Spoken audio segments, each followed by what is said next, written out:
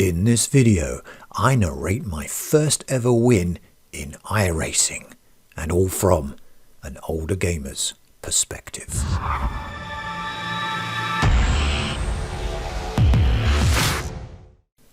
So as I said in the intro, this is quite exciting, my first ever win in iRacing.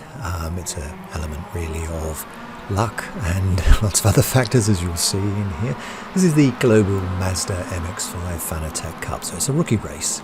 And it's taking place at the Summit Point Raceway, the Jefferson Circuit, which is a small, twisty little circuit. Lots of bends, lots of opportunities to come off, as we'll see. I'm in the orange there, racing along nicely, and we have some cars disappearing off track and or just disappearing, as you saw there. This is the second place car taking care of first place car there with a nice friendly off, and also taking out third place car, which conveniently left me in second place, which I was quite pleased about. Racing along here, this bend I always find a little bit tricky. I'm never quite sure what sort of gear and steering line I should be taking here. It's very easy when you come out of that bend to over accelerate and come off, as these two are doing here, and cause lots of pandemonium. Nice bit of parallel parking there. It's okay, nobody crashed into anybody, and that's fine, and the little man there with the flag didn't die, so that's good. There's an orange car there in the pits. Take a note of that. That'll come in relevant later on in the race. So this is me racing along, and I've got behind me there number 9 in the yellow, and he's very good. He's much faster than me. His average lap times are better than mine, and his cornering is a lot better than mine. Here we can see P1 made a mistake on that corner and nearly came off but recovered, so now we're all chasing after him. Now number 9 loses P3 here to I think this is number 10, and we're coming to this corner now, and P1 goes off, and gloriously I am P1. This is not the first time I've ever been the leader, I don't think, but it was one of those feelings where suddenly I'm like, oh, I can't follow anybody's driving line now. What do I do? What do I do? And so now I'm having to follow my own driving line, and this is quite an experience for me. So really, I just bit down on it and went for it, and thought, well, I'm not going to drive in my mirrors, because I've done that before, and if you keep looking at people behind you, then eventually you will crash, especially if they come in close like that one just did there.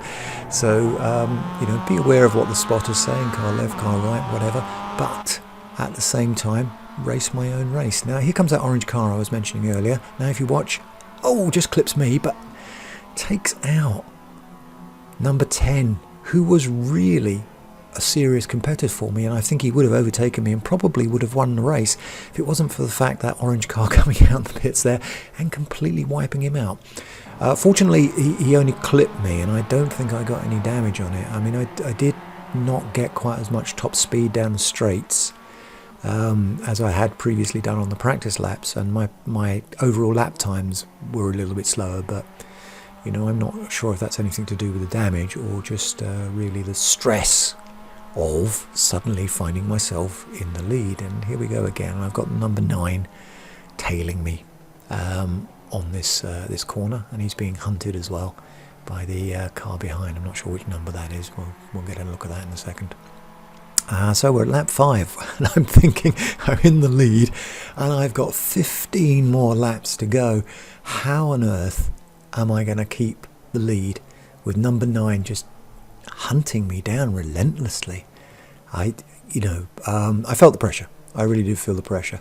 And at this point, the white car is dropping back. I'm not sure if he's got damage or if he's got a poor internet connection. But he suddenly seems to be just completely out of the race and not able really to compete anymore in any viable term. This just left me and number 9 to do our thing, really.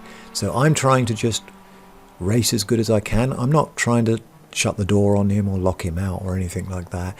I'm just concentrating on staying on, and you see how successful that was there as I immediately come off. Though number 9 takes P1, and suddenly I've lost the lead. This is lap 6. So there's me wondering on lap 5 how I'm going to hang on to the lead, and by lap 6 I'd lost it, so it was no longer a problem. And coming up behind us there in the blue is car number 5. He's relevant to this race as well. This white car is going to be out of the race to all intents and purposes quite soon as we move through. You see, he's slowing down car 5 quite considerably. And I can see this in the mirrors a little bit, and I'm thinking that's good, because I know car 5 is quite a fast car, and if he gets past this white car, then he's going to be coming for me next, and then I won't be P2 anymore, I'll be P3, and that's quite sad from having been P1. But as you can see, the white car is trying to lock him out here. He is trying to close the door on the blue 5 there, but also he's having trouble hanging on to his own line, keeping control. So lap 7, not much has changed here. You can see the white car is having trouble holding on his line, but of smoke coming out of his tyres as he locks up and coming into these bends here. He looks like he's closing on me, to be honest with you, and that's, I think, more to do with my poor line and poor driving. And then he overcooks that corner and he's gone. Car 5 avoids him. And I think that's pretty much the last we see of that car in this race. So going back to me now, I'm trying to close in on car 9, but he is just a better driver. He's got a faster line than me. He's much faster on the straights and coming in. However, on this corner he does make a mistake and he spins out, which allows me to come past him, and again, gloriously, all of a sudden, for the second time in my iRacing career, I'm P1. But I can see I'm in trouble because car 5 is in P2 now. Nothing's holding him back. It's got no slow cars. Car coming in on the right there. Been on a picnic or something. I'm not quite sure what was happening there. But at least he waited for the traffic. That's the main thing. So here I am racing away with car 5 sniffing at my back door, and I'm really getting nervous now, and it's showing in my driving. Quite frankly, I'm losing all lines. All of those practice sessions where I was going around and I was getting, a solid 57 second lap time, and now I'm doing 58. I'm losing a second because I can't concentrate because of the pressure on me, to be honest with you. I'm so excited by the fact that I'm P1 again, that I'm all over the place, and I'm frantically desperate not to crash on that corner again, or spin off on that corner again. We're coming into lap 9, and again I'm thinking to myself, how on earth am I going to stay in the lead here? I've got 11 laps left, and the two cars behind me are much faster and better drivers than me. What can I do? And I come to the conclusion the only thing I can do is just hang on for grim death, really. just hang on in a determined fashion and hope for the best. And also, really, I was looking in the mirrors and realising that car 5 and 9 were now really embroiled in a race for second place. And odds were that perhaps they would take each other out, and I would have another bit of luck there. It's touch and go when you're in this situation. You see these cars closing on each other, and you try and just race your own race. So it's just you against the track.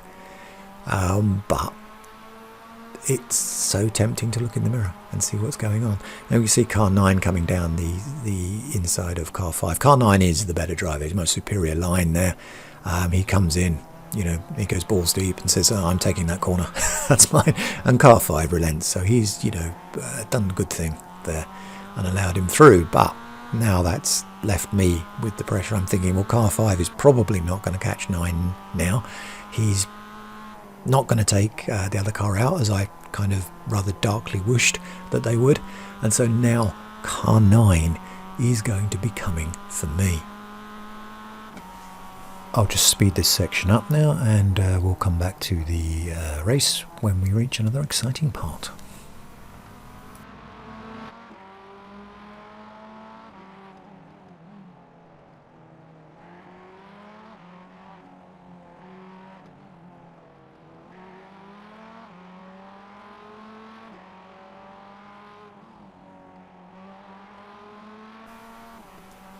Okay, slowing down to normal speed again, and as you can see, the car 9 is right on me now, with car 5 not that far behind.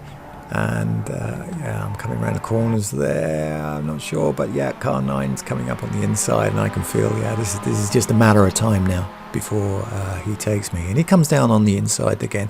He's doing almost a copycat maneuver of how he overtook car 5, and it's a beautiful line, and he does a great job of coming through there, accelerates out of that corner. It's wonderful to watch. He's a really fantastic driver. That is Russell Gillis, who is also a D-class driver. And now, of course, inevitably, I've got car 5 coming past me. I'm still desperately hanging on to P2, but I'm racing against two drivers who are faster and better than me, so I realise that even with the damage that car 5 has got to his car, he's got quite a considerable amount of damage on the front headlight there, if you can see. He's still coming in quick. Then he comes in and he tries to take me on this corner, but he can't quite get the speed. But you know, in the back of my mind, I just know that at some corner or other, he is going to be able to get past me. There's no doubt in my mind that's going to happen. And coming on this corner, he goes for it again, but I kind of stuff up the braking, and I brake too hard and too early, and that gave him a shiver of fear, I think, and he backed off. But he's coming in again. But I'm so nervous now, my erratic behaviour is causing him to have second thoughts about whether or not he should overtake me, or just probably wait it out and see if I crash, I guess. Yeah, we're coming now up on back mark, as you can just see in the distance there. There's one of the lap cars. Now car 5 is going for it. He's coming up the inside. And I'm trying to hold my line here and decide where he's going to be, but I'm not getting a warner on the spotter, so I come through. Now I get a warning on the spotter, and then spotter tells me I'm clear. Oh, and then he's there. And I take him out, and that seemed to be what happened there. Was he flicked out, and when he flicked out, I got the all clear from the spotter, so I thought he'd backed off, but of course he was still there, and I took him off, unfortunately. I don't know whether anybody else has had that problem. Perhaps somebody could comment below that if the car pings out of existence because of server problems, then the spotter says all clear. But that's definitely what happened to me, which is a shame, really, because that was turning out to be a really good race between me and car 5, and I was really enjoying it. And I was gutted that he went off on such circumstances. But he's a good driver, and he does come back later in the race. We're following car 9 now as he comes up on the back marker. I'll just speed this section up again until we get back to where the action is.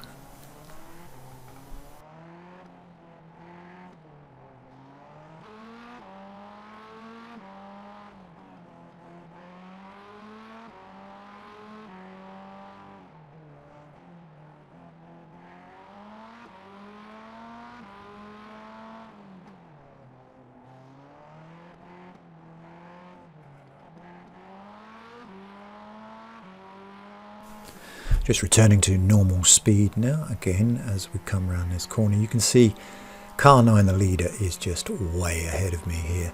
And he's trying to overtake this back marker, the purple car. Purple car goes wide and comes off. And P9 follows his line and comes off as well, which leaves me with the chance to once again come past.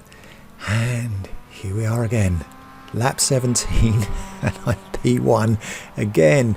We've got the back marker there setting off. He wants to be part of this race. Car 5 now comes into effectively P2, because don't forget that car in front there's a lap down. And now they're both trying to get past this back marker, who doesn't seem to be a great believer in blue flag etiquette.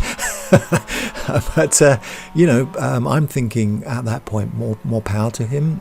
If he can hold those two cars back for me, that would be great. But unfortunately, he's only able to manage that for a minute or so. And then 5 and 9 are streaming ahead, 5 in P2 and 9 in P3. I'm ahead there in the distance in P1. and trying not to look in my mirrors too much at these two guys battling away. And as you can see now, because we're so far into the race, they're both taking this very seriously. I'm wondering if they think they can't catch me, so they're going to just go for a battle for P2. But I think car 5 here twigs that in fact I'm not driving particularly well now that I can't follow somebody else's driving line. Now I'm having to effectively drive my own drive, which I've done loads of times before, where I've been out on the track on my own and I've driven my own drive, but for some reason being in P1 made it all that much more intense. But P5, I think, car 5 in P2 is thinking to himself, you know, I might be able to catch him. In fact, he's thinking that so much that he came off. Car 9 for some reason followed his line yet again, came off again. That seemed to be the fundamental problem for Car 9. He kept following other people's lines and coming off. Otherwise, he would have won this race easily. You see, there I go. It's lap 19. This is the last lap, and I'm going for it now, or the penultimate lap, sorry. We've got one more lap to go after that, but yeah.